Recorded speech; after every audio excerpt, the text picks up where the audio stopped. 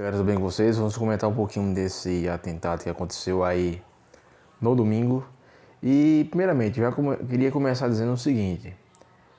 Eu queria já começar comentando um pouco das reações que eu vi, na verdade, ao atentado lá em Brasília, né? Foi o seguinte, eu vi muitas pessoas que elas passaram o quê? Acho que esses 4 meses, né?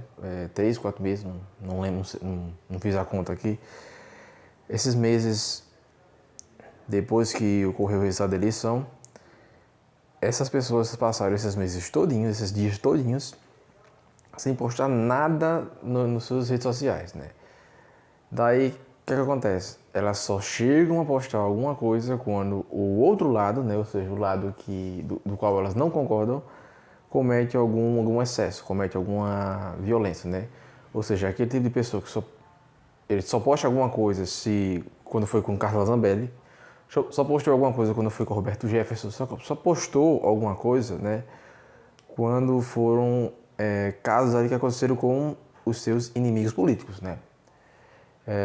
Então, já logo de cara, até a respeito disso eu invoquei a teoria política do Carl Schmitt, lá nos meus stories, estava comentando um pouquinho, né. Que é que Carl Schmitt, em que se resume, né, a teoria política dele do amigo e inimigo, né.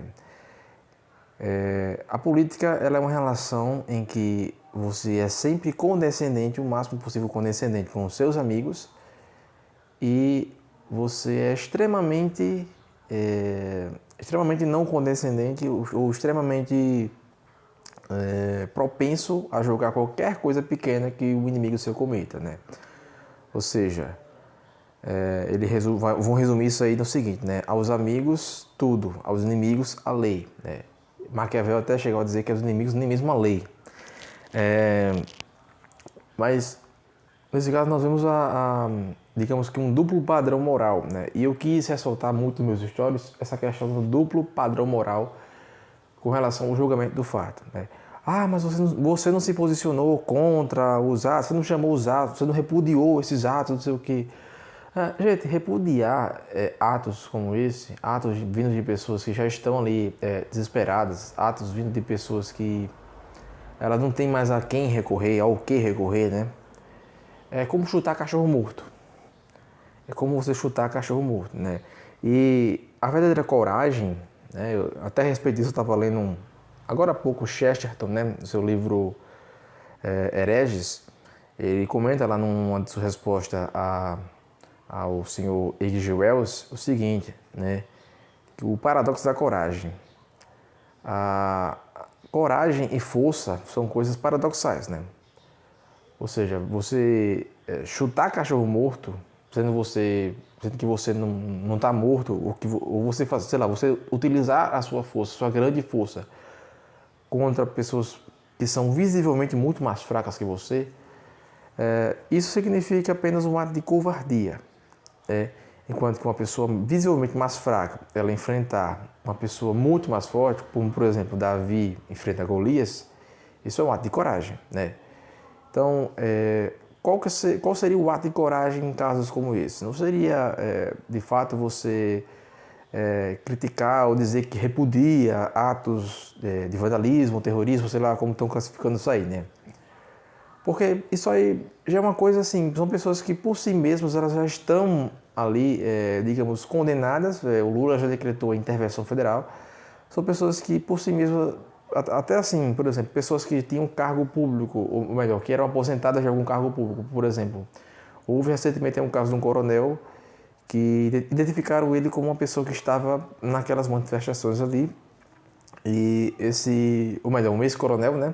Esse ex-coronel foi exonerado do seu cargo, né? Até a respeito disso eu falo, né, muitas vezes, o pessoal, nas minhas stories, o pessoal que está estudando para concurso, que acha que não tem nada a ver com política, fiquem espertos aí, porque o simples fato de você ter um cargo público, né, não significa que você não pode ser exonerado do cargo público por qualquer motivo. Muitas vezes, motivos que você muitas vezes nem espera, né?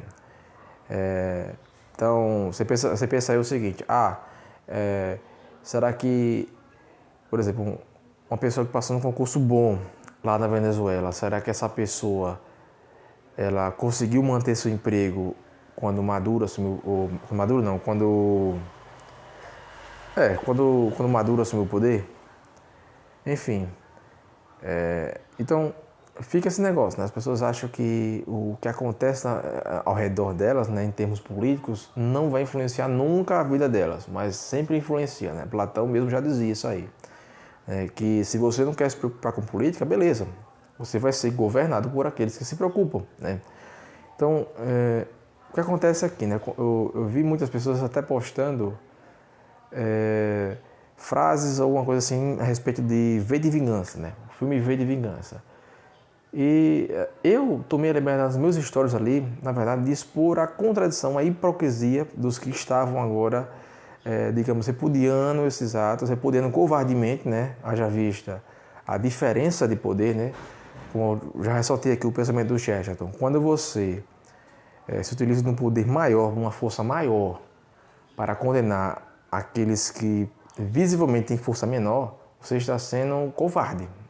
A coragem mesmo estaria em você criticar, né? A coragem mesmo, por exemplo, em tempos hoje de redes sociais aqui, seria você criticar o STF, por exemplo, né? Isso seria coragem. Coragem não é você criticar manifestantes que estão na rua tomando chuva, né? Manifestantes idosos, velhinhos, sei lá, tomando chuva. A coragem não está aí. A coragem seria...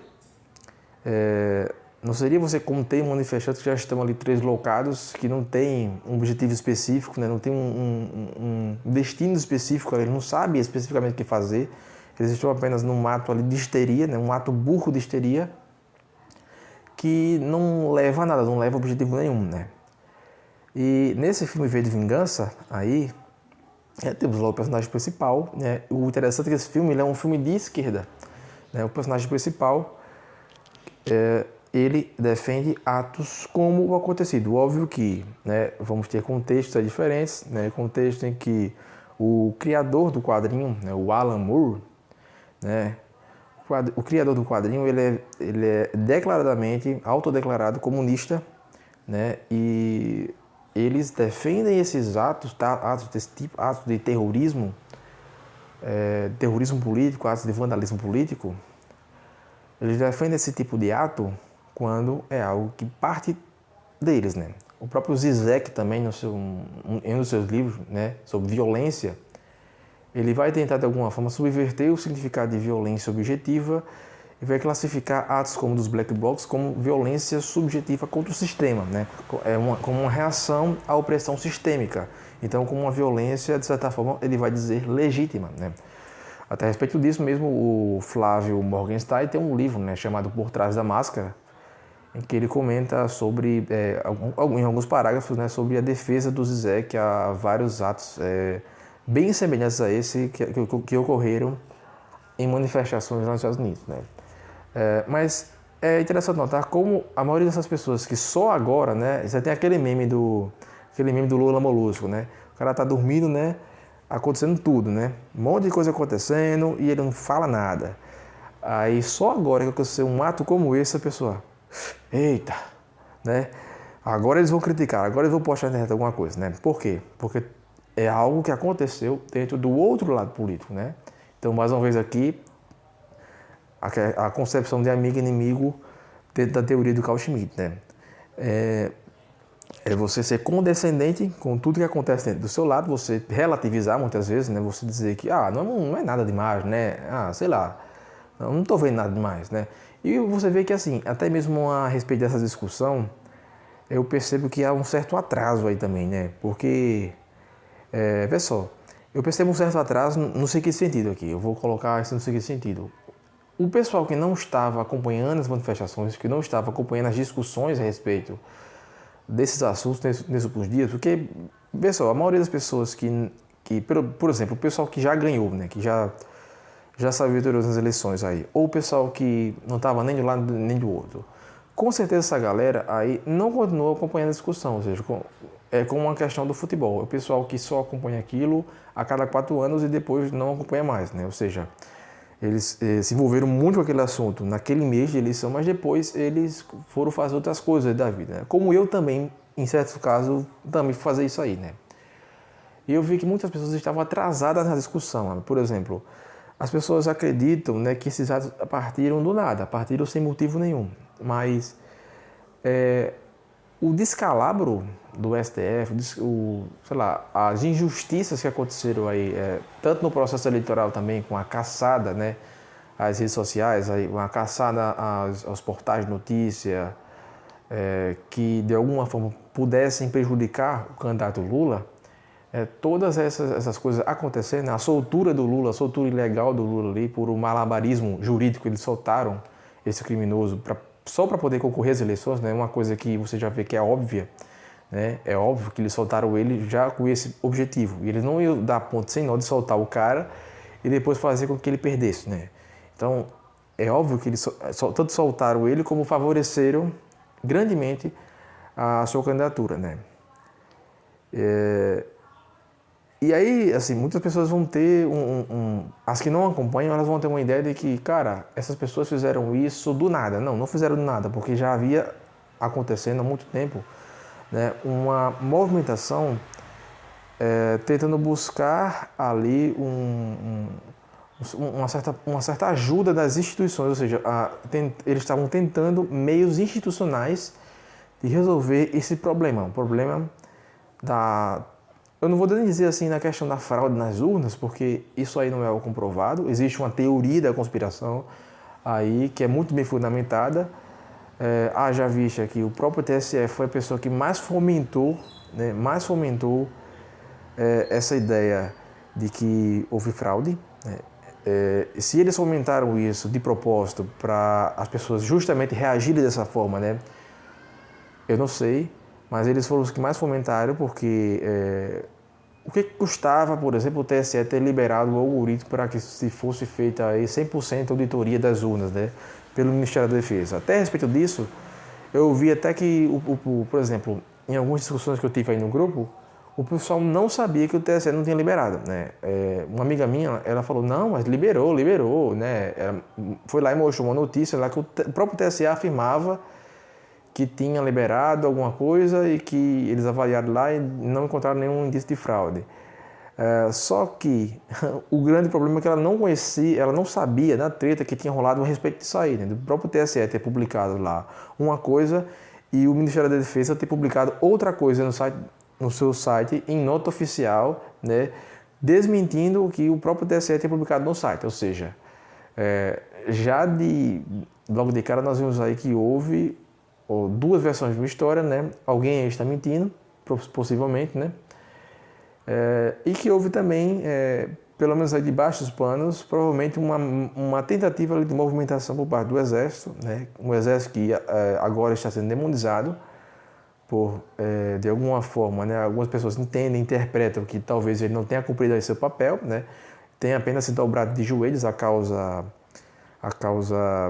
revolucionária, né, esteja sendo usado aí como um braço dessa causa revolucionária do Lula, que agora que decretou intervenção federal, provavelmente ele vai começar a colocar suas garrinhas de fora e explanar de forma mais evidente aí seus anseios ditatoriais, né?